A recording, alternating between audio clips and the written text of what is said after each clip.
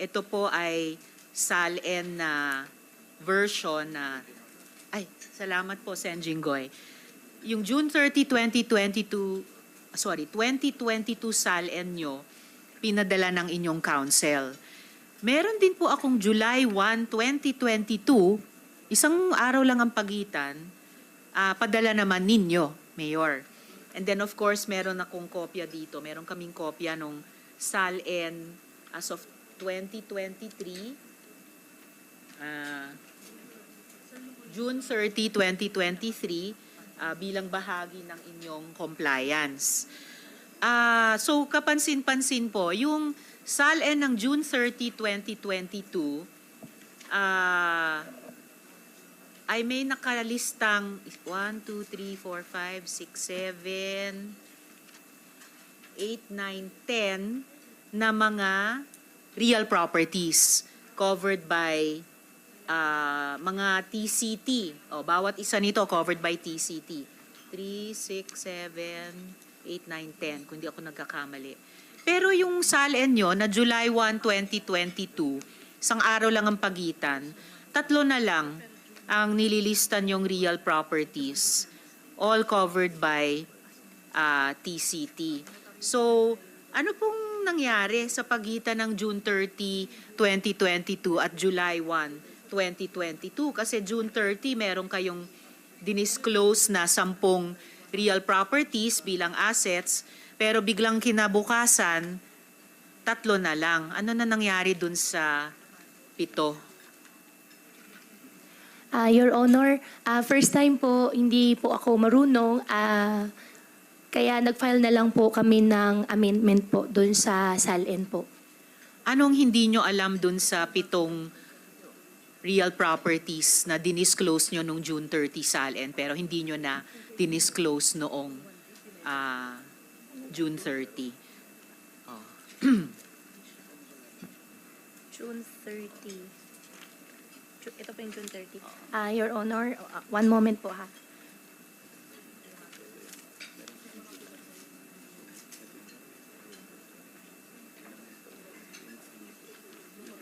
Dapat nga, kung nagkamali sa unang SALN the day before, baka dahil kulang ang dinisclose at i-disclose yung buo, yung lahat the day after. Baliktad ang nangyari, nabawasan.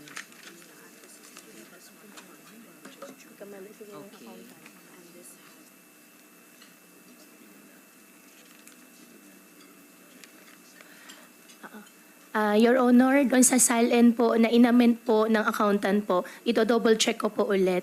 Pero I believe baka nagkamali lang po sila sa date. So, inamend ng accountant. Pero, syempre, i-check ito ng mga legal officers nyo at pipirmahan nyo. Pinirmahan nyo pareho ang SALN. Lahat po kami nagsasubmit ng SALN. Ayan, may pirma kayo nung June 30, SALN. May pirma din kayo, yes, nung July 1 na SALN. And in fact, parang daming time warp na nangyayari dito eh. Yung date, yung SALN date July 1 ay actually unang sinabit sa amin, no? Na parang maraming mali at kulang. Yung later na nasubmit sa amin ay yung June 30 na SALN na mas maraming impormasyon. Opo, Your Honor. Ito double check ko po ito.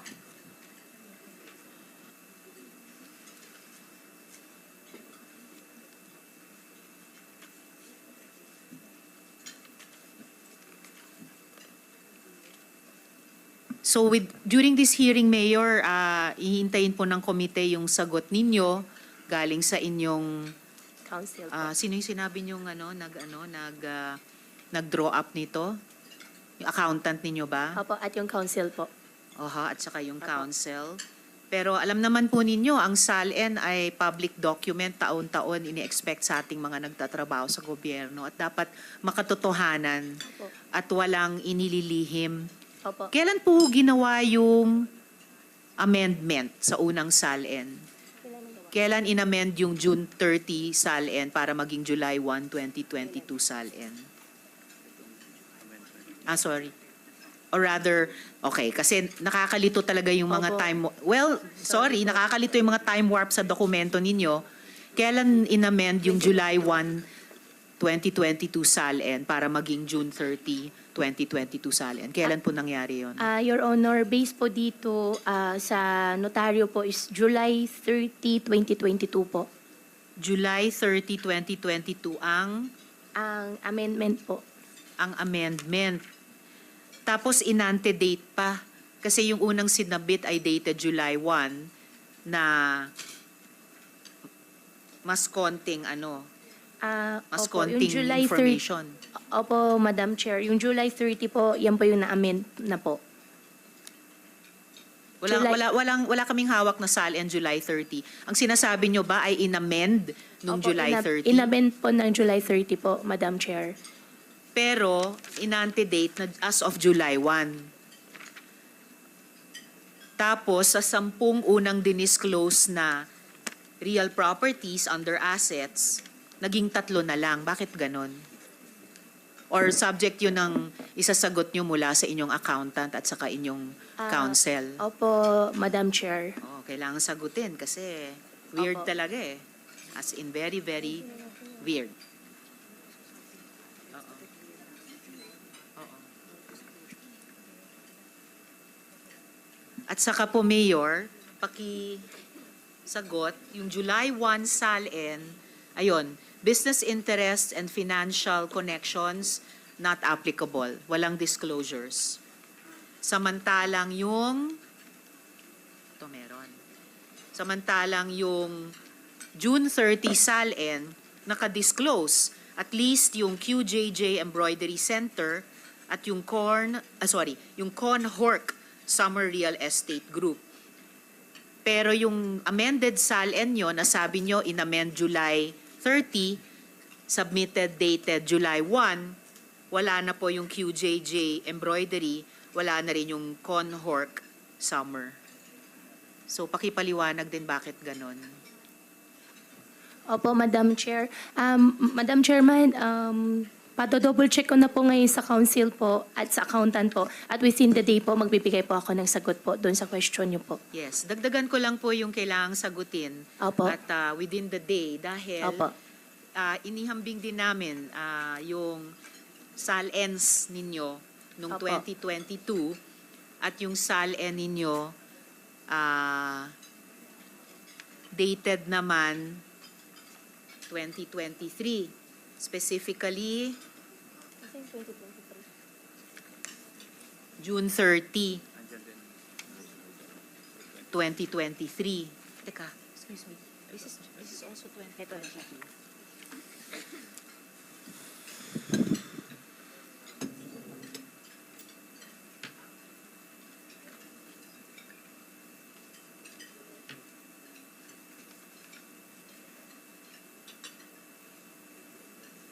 Sorry, dated December 31, 2023. So ang mga tanong naman po dito ay yung pagkumpara nung 2022 SALN nyo at saka 2023 SALN.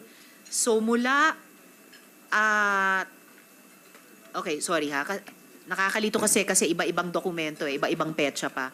So yung tanong pa sa 2022 SALN nyo, dahil sa amended, yung QJJ Embroidery na lang at yung Conhork Real Estate Group na lang ang dinisclose. So ang tanong ay, nasaan na napunta yung smelting, yung Q-Seeds, yung slaughterhouse? Kayo ba ay nag-divest?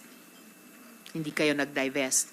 Your Honor, yung smelting plant po, supposedly, po siya smelting po ng mga plastics po. However po, pagkakatanda ko, hindi po natuloy po yung negosyo po na yun.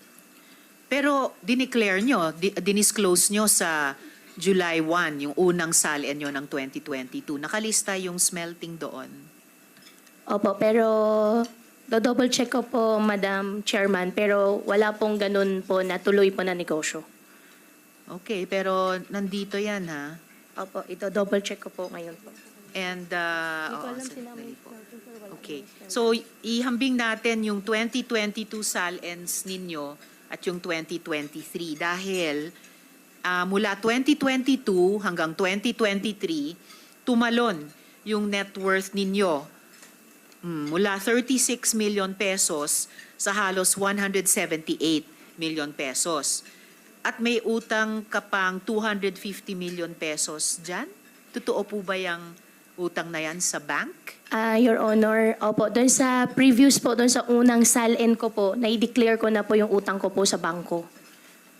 At magkano yung utang na yon sa bangko? Nung time po na dineclare ko po, nasa almost 200 plus, 250, ganun po. 250 million. Opo, ngayon po nabawasan na po siya unti-unti. So, totoo ba yung utang na yan sa bank? Opo, totoo po yan. Paanong lumaki ng 140 million yung net worth nyo in 6 years? At least yung declared. Paano po lumaki? Your Honor, nag-start po ako mag-work po 14. Through the years po, nagkaroon po ako ng loan po sa bangko. At until now po, yung utang ko po sa bangko, hindi ko pa po siya fully nabayaran. Meron pa po akong utang na outstanding po na almost 200 pa rin po. Of course, hindi naman natin tinitignan yung growth ng net worth nyo since you were 14. Ito lang sa pagitan ng 6 na taon, no? Paano lumaki ng 140 million? Pwede bang matanong saang bangko yung utang nyo? Security Bank po. Security Bank.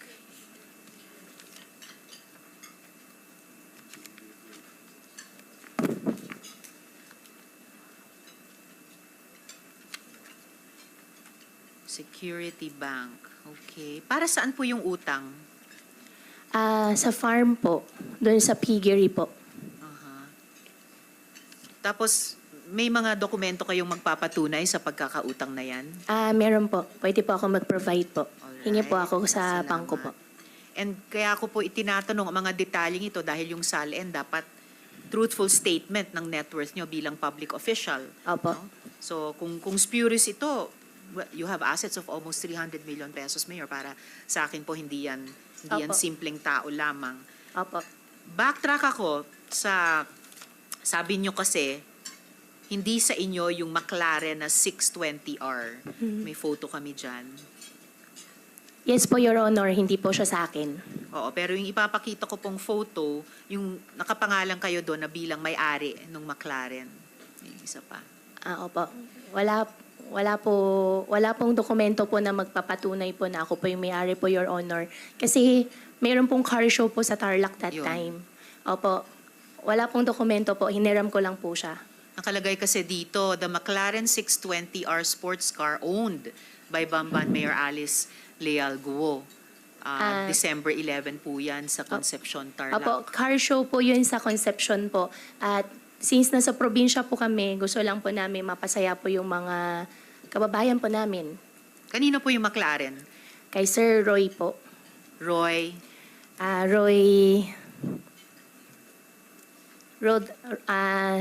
Rodri. Bibigay ko po agad ngayon yung apelyido po. Hindi Confirm nyo ko na alam po. yung nagpahiram sa inyo ng 33 million peso car? Rodrina, 18 million pesos ang duties niyan.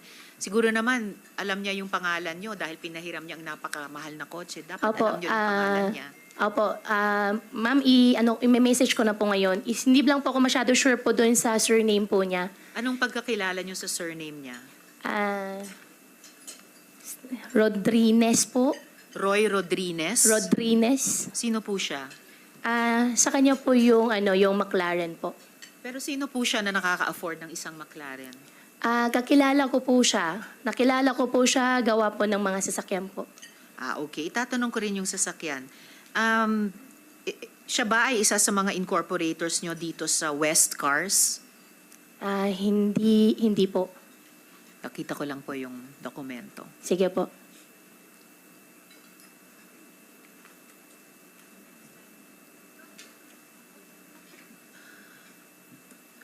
Okay.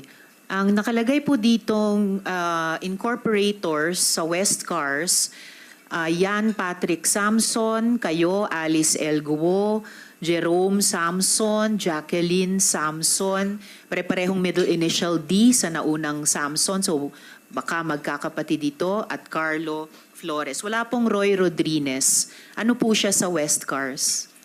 Hindi po siya connected po sa West Cars po. Madam Chair, i-confirm ko lang po yung surname po. Ipaprovide ko po ngayon agad po. Alright.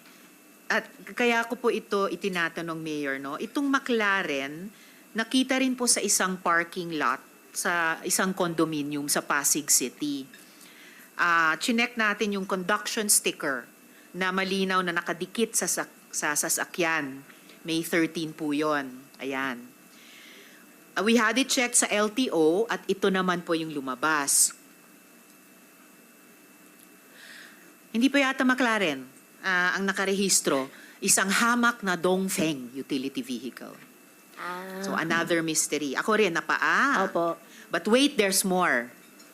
Nung sumunod na araw, wala na po yung conduction sticker. May nagtanggal.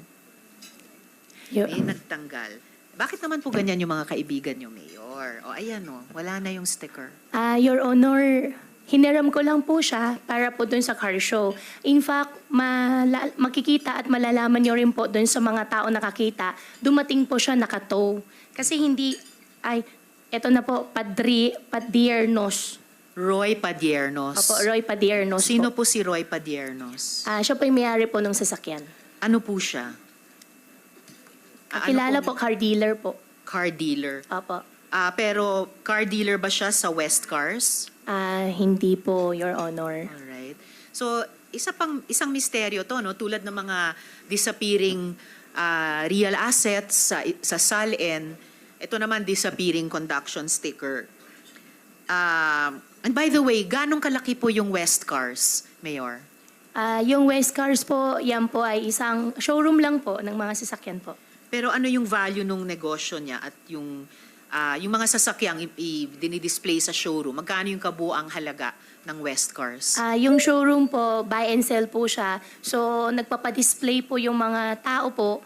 Kung gusto po ibenta yung sasakyan, doon po dinidisplay po.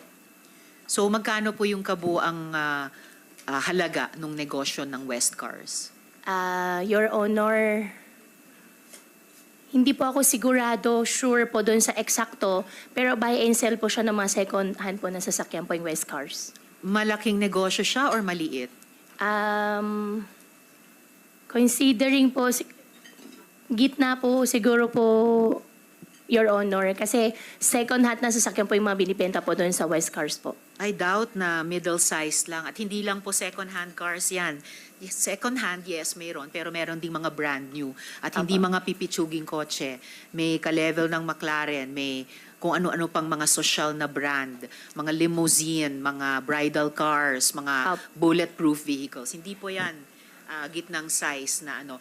I wish, Mayor, na pwede nyo nila kaming sagutin ng diretsyo, hindi parang mga nagda-divert na mga sagot na pag pina-follow up naman namin ay nalalaman po na hindi po accurate or makatotohanan yung sagot. Ilan po ang kotse sa inventory ng West Cars? Your Honor, as much as possible, ayaw ko po sumagot ng I don't know at hindi ko po alam. Pero as of the moment po, hindi ko po talaga alam. Gawa po ng West Cars po, buy and sell po, may nagpapadisplay. Pagkatapos po, benta, bili, benta, doon po yung nangyayari po doon sa West Cars po. Pero incorporator kayo at any given time pag may nagtanong, malay nyo may prospective investor gustong mag-buy in din, itatanong sa inyo on any given day ano yung average number ng mga sasakyan dyan. Siguro naman dapat may working knowledge kayo. Yun lamang po yung sa akin. Opo, Your Honor. Yung West Cars po kasi, Your Honor, hindi po ako yung mismo nagmamanage po doon. Yes, incorporator kayo. Pero I suppose, kung incorporator kayo, meron kayong working knowledge ng negosyo. Due diligence na naman.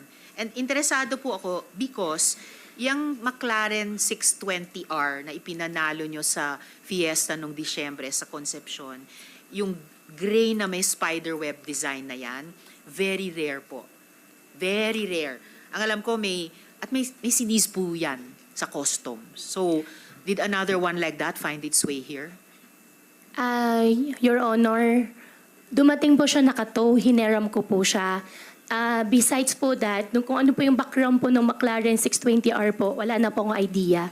At siguro din po, after this Senate hearing po, tatawagan ko po sila at aalamin ko po. Para sa susunod po na tanong niyo po sa akin, kompleto na po yung details ko po. Definitely hindi po siya sa akin po. Hiniram ko lang po siya para sa car show po. Kay Mr. Roy Padiernos. Padiernos, opo. Alamin namin siya. Mayor, may papakita naman din po ako dito na mga assets na di umano ay sa inyo. Opo. Can you confirm that these assets are yours? Yan po, mga lupa, mga buildings, mga sasakyan. Hindi po masyado clear po sa akin. Meron po ditong sa real properties, ano ba to? QJJ Farms, Yes po. residential house near QJJ Farms, QJJ Embroidery Center, Baofu Compound, J-Link?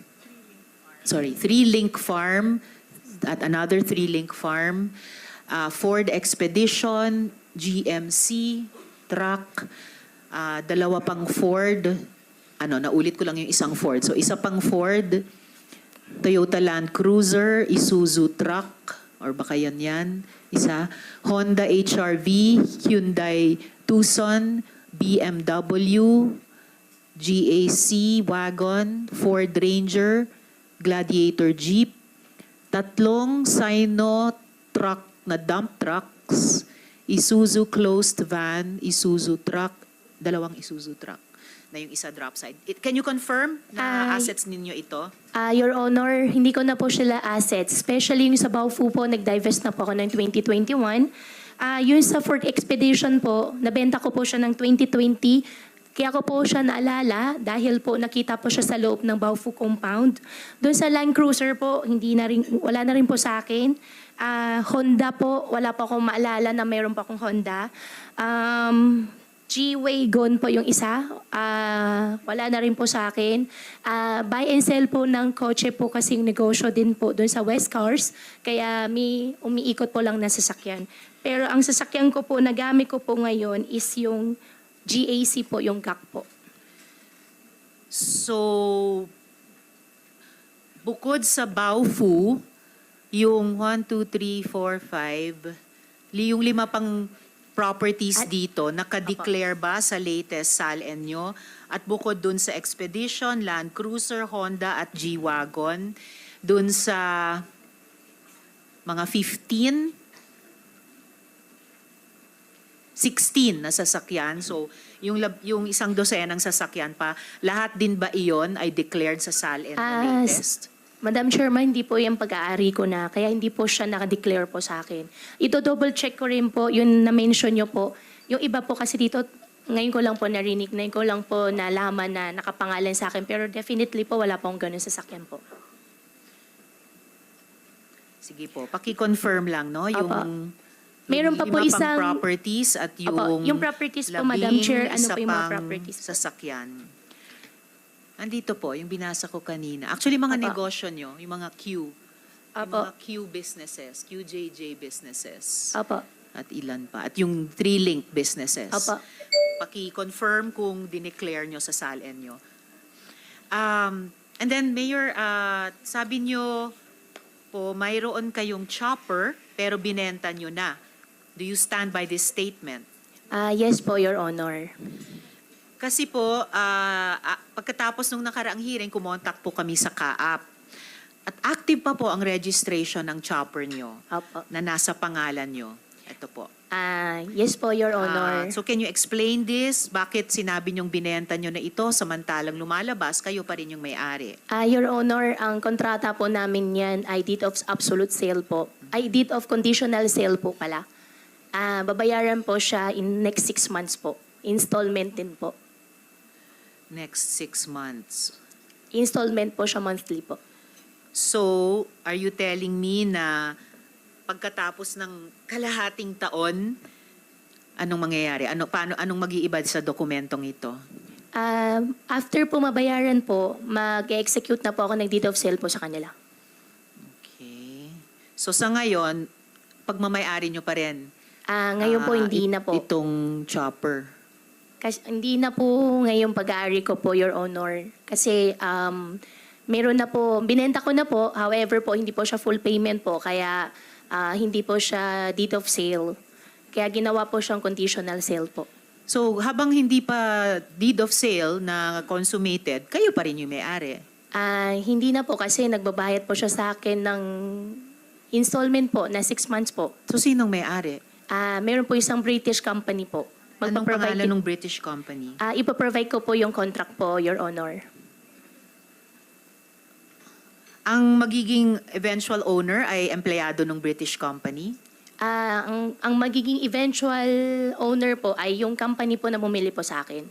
Na yun yung British company. Opo, magpa-provide po ako ng copy po sa inyo po, Your Honor. So, yung British company po yung nagbabayad sa inyo ng on installment in the next 6 months? Yes po, Your Honor. Meron lang po kami agent in between na magbabayad po sa akin. Anong klaseng British company yun? Bibili ng chopper tapos on installment pa? Your Honor, provide ko na lang po yung details po na lahat po sa inyo para mas para mas ma-investigate nyo po na ano po. Actually, last hearing nyo pa kasi sinabi na ibinenta nyo sa British company. And Apo. last hearing nyo pa pinangako ibigay yung pangalan. So, anong pangalan ng British company?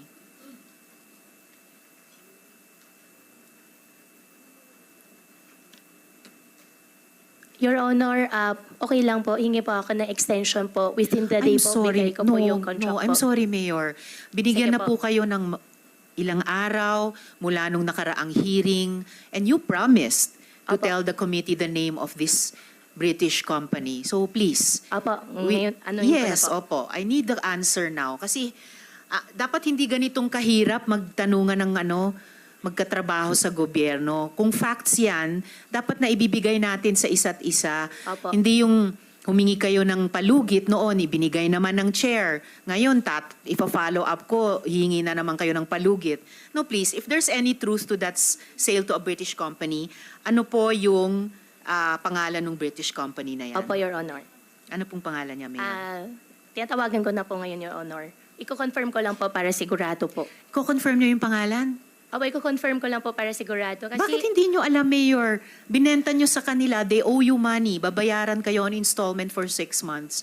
Ano pong pangalan ng British company na yan? Your Honor, yung pangalan po, ang na-execute po is yung lawyer. Kaya iko-confirm ko lang po para sigurado Sinong po. lawyer? Lawyer ko po. Ano pangalan ng lawyer nyo? Attorney Phil Joy. Attorney Phil Joy. Opo. Apelyido nila yung Phil Joy? Phil Joy po, Baluyot po. Baluyot. Andito ba si Attorney Baluyot? Opo, wala po. Ang pangalan po ng company po, New Summit Industries Limited po. New Summit Industries Limited. Opo. Anong negosyo nitong New Summit Industries Limited? I believe po, ang negosyo din po nila is chopper din po.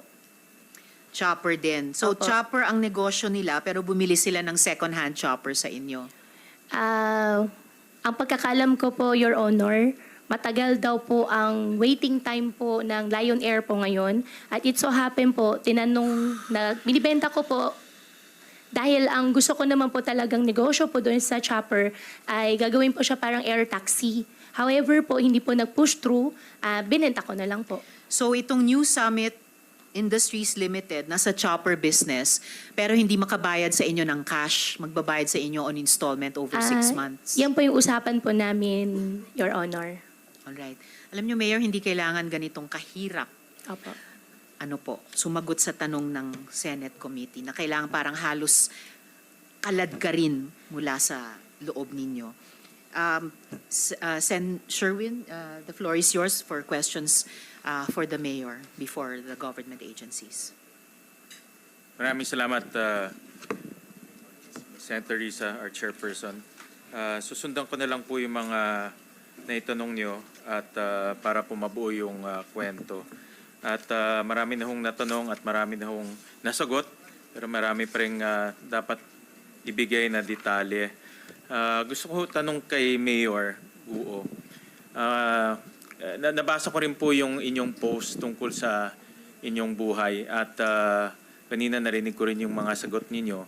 So, nakilala nyo ba ang iyong biological mother? Your Honor, hindi ko po siya nakilala. So, never nyo siya nakilala. Never ko po siya nakilala. Saan nyo nakuha yung kwento na kayo ay anak ng isang kasambahay? Father ko po. Sa father niyo po? Opo. So, ito ay kwento lang ho ng inyong father. Yes po, Your Honor. Okay. Kaya tinago po niya ako sa farm po. Sinabi ba ng father ninyo kung ano po yung nationality ng inyong biological mother? Filipino po. Filipino siya, Opo. sinabi niya. At Opo. sinabi niya ang pangalan ay, anong pangalan po nung biological? Amelia Leal po. Amelia Leal po Opo. ang pangalan. Okay. And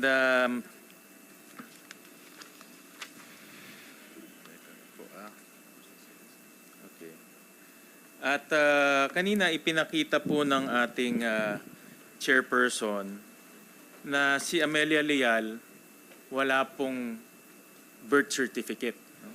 Si Angelito Go wala ring birth certificate. So sa mata po ng gobyerno, hindi ho sila pinanganak ho dito. At gusto ko rin itanong yan kay attorney sa LRA, Attorney Ronnie Tababa. Sorry, ng PSA pala. Sorry, PSA. Name ng PSA. Yung representative sa PSA. Si Attorney hindi ko mabasa. Attorney Eliezer. Ambatali, Sen. Yeah. Sherwin. Attorney Eliezer.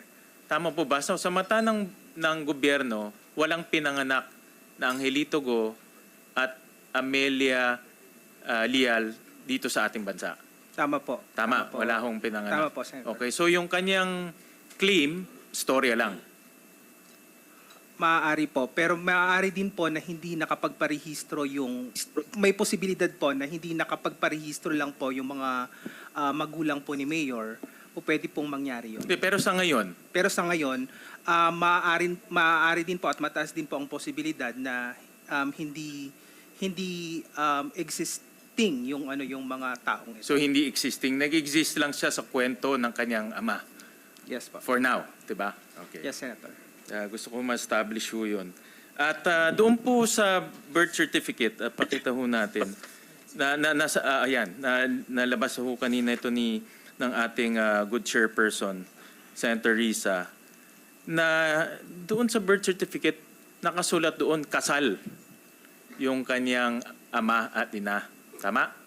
Pero ang PSA, at tatanong ko ulit si Attorney Eliezer, nag-issue ho kayo ng certificate na walang marriage certificate si Angelito Go at Amelia Leal. Tama? Tama po, Mr. Chair. So sa mata ng batas, hindi ho sila kasal. Apo. No? So malaking posibilidad rin na itong birth certificate mali po'y nakalagay dyan. O Tama. hindi ho tama ang nakalagay dyan. Tama? Tama po. Alright, sige.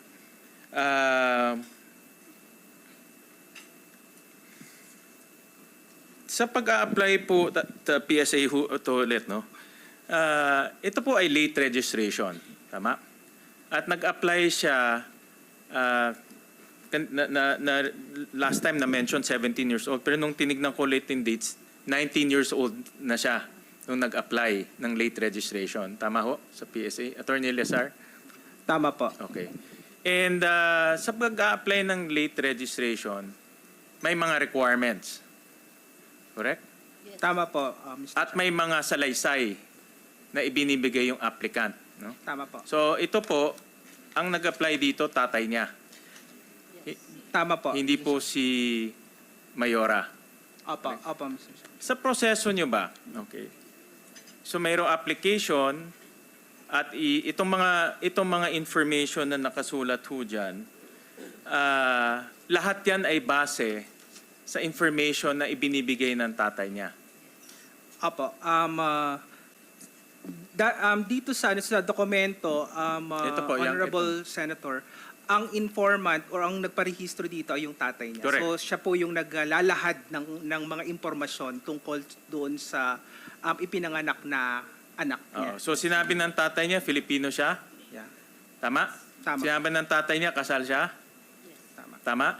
At yun muna ang dalawa. Nasabi kanina ni Mayor Guo, hindi Filipino tatay niya. Nakasulat sa, base sa salaysay ng tatay niya, doon sa birth certificate nakasulat Filipino siya. So hindi magtugma to. At doon sa incorporation papers, pakita namin incorporation papers, consistent na Chinese ang nationality ng tatay niya. Papakita namin yung incorporation papers. Sige, habang ipapakita na lang yan. So ang ibig sabihin, yung salaysay ng tatay niya, hindi totoo. Mataas po ang posibilidad na hindi totoo yung salaysay niya nung nagrehistro po ng birth certificate. Nagsinungaling siya na Pinoy siya. Nagsinungaling siya na Filipino siya. Tama po. Tama? Posible po yun. Posible yon. Nagsinungaling siya na kasal siya kay Amelia. Opo. Tama? Posible po. So itong birth certificate na ito, pwede ba nating sabihin defective or invalid? Mali-mali information eh. Maaari po nating pag-isipan po na marami pong irregularidad dito sa birth certificate na to. Dalawa na irregularidad eh. No? At critical in irregularidad, di ba? Dahil in Filipino, dito declared Filipino yung tatay pero hindi, nasabi nga hindi. Dineclare na kasal pero alam natin walang records, di ba? At pangatlo, si Amelia Leal, sinabi nyo, walang records tungkol sa kanya. Sa mata ng batas, walang taong pinanganak na Amelia Leal. Pero dito, merong Amelia Leal. So posible si Amelia Leal, hindi rin totoong tao. Maaari po. Correct? Opo. So tatlo na. Si Amelia Leal, hindi totoong tao, hindi Filipino ang tatay niya, hindi kasal yung, siyempre hindi kasal kasi hindi totoo, no? Diba? So, pwede ba natin ulit sabihin itong birth certificate? Sabi nyo kanina, irregular.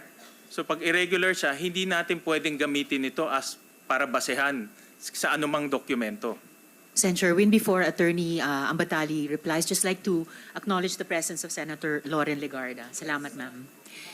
Thank you, Madam Chair. And after Senator Gatchalian, may this representation be given a chance to ask questions? Certainly. I just want to know, when you're conducting hearing, our Deputy Minority Leader, is there a timeline for senators to ask, or we can just run on questions? This is free-flowing, Your Okay. Honor, and the Chair will welcome your questions. Thank you very much. After I Sen. Sherwin. understand Salamat this is your po. second hearing, right?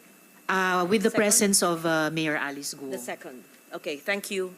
Thank you, Sen. Lauren. Attorney Ambatali, please proceed to answer the questions of Sen. Tama po Sherwin. ba na dahil irregular ito, hindi pwedeng gamiting basehan to para sa mga dokumento? Ang isang birth certificate po kasi na nakarehistro, pwede siyang maging basihan pero hindi po ito absolute na basihan ng isang existence ng isang tao. Pwede pa rin po itong ma-file ng isang kaso like a petition for a cancellation of birth certificate kapag hindi po ito naaayon doon sa mga requirements na dapat nakapaloob sa isang valid na certificate. Okay. Pero ito kasi, ang birth certificate ngayon kasi nagiging basic document na ito sa marami. No, nagiging default basic document na ito. Sa passport, kailangan birth certificate. Sa PhilHealth, nagiging birth certificate. Even though hindi rin i-require ng COMELEC, pati certificate of candidacy, birth certificate na rin. So, ang ibig ko sabihin, nagiging basic document na siya. Kung ang basic document ay irregular, obviously, susunod na dokumento, irregular na rin. Tama? Tama po. Oo. Like in the case of Mayor Guo, dahil ang declaration niya sa kanyang certificate of candidacy ay Filipino, pero dito sa kanyang yung birth certificate niya irregular, hindi natin pwedeng sabihin totoo Filipino siya dahil irregular yung kanyang birth certificate. Apo. Tama ba yung aking chain of thought? Ang birth certificate po ay isa lamang sa mga patunay kung ikaw ay Filipino o hindi. Pwede rin po na dahil nga po may irregularidad dito sa may birth certificate, pwedeng meron pong mga ibang mga ebidensya na makakapagpatunay na hindi ka po talaga Pilipino. At ito po yung tinutukoy po natin na pwedeng gamitin sa ating mga korte para walang visa itong birth certificate o mapakansela itong birth certificate. Dali po, kunin ko lang yung notes ko. Sa ganitong sitwasyon, kasi ito klaro ho yung sitwasyon no, na hindi nga mahanap yung nanay, hindi mahanap yung tatay, hindi ho Filipino, hindi ho kasal sila, irregular itong birth certificate.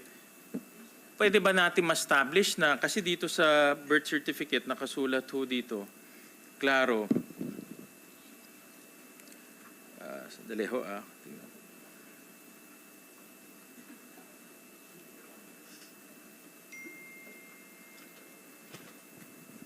Na ang citizenship niya ay Filipino. So, pagtingin ho natin dito sa birth certificate, pwede ba natin sabihin ng buong-buo na Filipino si Mayor Guo? Base doon sa mga facts, Itong mga facts ho, hindi naman ho to galing sa kwento No? Hindi ho ginawang kwento to. Ito ho yung mga binigay nyo sa aming mga dokumento. Hindi ho nag-rely ho kami sa kwento o sa mga narinig, nag-rely ho kami sa dokumentong kayong binigay nyo. Apo. Mr. Senator, base po dito sa birth certificate ngayon ni Mayor Alice Guo, ang nakalagay po dito, ang mother po niya ay Filipino, which is who is Juan Amelia Leal. Pero hindi natin mahanap yan, di ba? Opo. Hindi siya pinanganak dito Wala tayong birth certificate Wala nga po tayong birth certificate noon. At ang kanyang father ay Angelito Guo, na dineclare din po nung tatay niya, na siya din po ang informant, by the Yes. way, ng Alam na-establish natin Opo. yan na hindi totoo yun by the mere admission ni Mayor Guo. Di ba? dineclare din po niya na Filipino din po siya. Correct. So based dito sa dokumentong ito, since ang pinagbabasihan po natin sa pag-establish ng citizenship ay yung citizenship ng mother, at ito din po yung mga nakalahad lamang sa birth certificate. Kung ito ay ang pagbabasihan natin, sasabihin natin na Pilipino nga Pero base doon sa certification nyo na walang Amelia Leal, Chinese ang kanyang tatay, hindi kasal ang kanyang magulang, ano ang kanyang citizenship? Nag-conduct po kami ng fact-finding po dito, Senator, and I would like to refer this to ANS Marisa Grande because she is more privy on the investigation. With the permission of the chair? Yes, Sen. Sherwin. Ma'am Grande, please address the questions of Sen. Sherwin. Thank you, Madam Chair. We conducted a fact-finding investigation to find out ano po yung mga supporting documents that was submitted. Kasi it was clearly stipulated in the birth certificate na Filipino yung father, si Angelito Guo. So our field office went to the Tarlac Civil Registry Office, and based on the findings of this finding po, ang naka-attach lang na supporting documents is the negative certification na siguro mamaya po ay explain din po sa atin ng mahal na civil registrar ng Tarlac City. So basically, Senator, yung mga requirements kasi natin for the delayed registration are one, the affidavit of delayed registration na nasa likod, which is self-declaration yun ng father na siya ay Pilipino, pinanganak si Mayor Alice sa Tarlac, and these are the information. And then meron din po yan affidavit of two disinterested person who knows the facts of birth of Mayor Alice. And aside from that, meron po dapat yan any two public documents that support na si Mayor Alice ay ito yung kanyang place of birth, ito yung kanyang mga facts like baptismal or any public documents, insurance ng parents.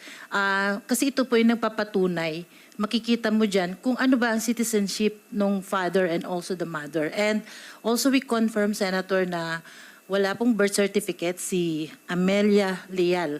So based din po sa other birth certificate ng mga lumalabas na kapatid ni Mayor Villaruel yung middle name. Trinay na rin po namin yan na i-verify, but Amelia Villaruel Leal is not existing, whether that be a certificate of birth, marriage, and also yung sa death. Wala po kaming record. And siguro just to clarify na din, Madam Chair, that we submitted another birth record na anak din po ni Amelia Leal and Angelito Goo in the name of Wesley Goo. So a while ago, sinabmit na po namin po ito sa Committee Secretariat, Madam Chair and Senator Win. So lumalabas po na based dun sa mga information ng records ng PSA, there are 4 na anak po ni Amelia Leal and also Angelito Goo. And 2 po dito ay na-register sa Tarlac City, etong kay Mayor Alice at saka kay Sheila sa Tarlac City po ito. And the same po na informant ang father. Ang hilot po dito na nag-attend sa birth ay si Constancia Martinez, which is naka-indicate na po sa birth certificate ng mga to na disease. Meron, kung makikita niyo po sa birth certificate, may nakalagay na D. Ibig sabihin, disease. Unfortunately, Madam Chair, marami pong lumabas sa verification namin dahil common name po si Constancia Martinez. So based sa birth certificate, may 9 records na matches and also death record na 18. So kaya hindi namin ma-determine kung sino po ito. So yun po yung mga facts. And may 2 din sa anak na 4 po na registered po in Caloocan City. All of these are delayed registration po.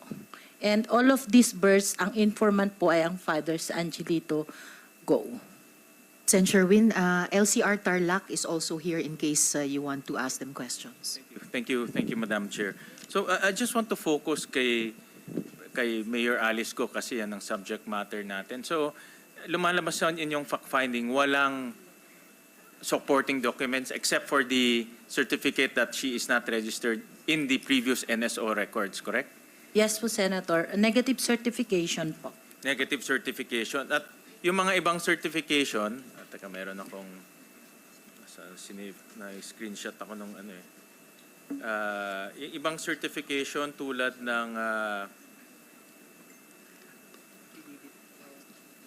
ng affidavit of two disinterested persons, medical certificate,